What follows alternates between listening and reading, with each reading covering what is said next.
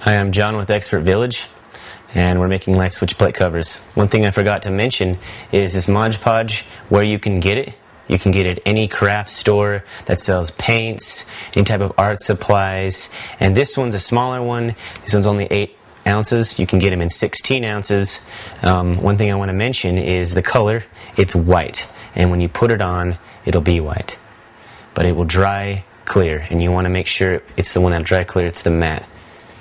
It'll dry clear and it'll dry flat. It won't be glossy, it won't be shiny or anything. If that's how you want it, that's fine. Personally, I don't. So I get this right here. It's just a gloss. You can spray it on as many layers as you want, depending on how shiny you want it. You can put this on there. You don't even have to. And before, when you finish, you want to finish with this. So you can put glitter on it. You can do whatever you want with it. As long as you finish with this, it will seal everything.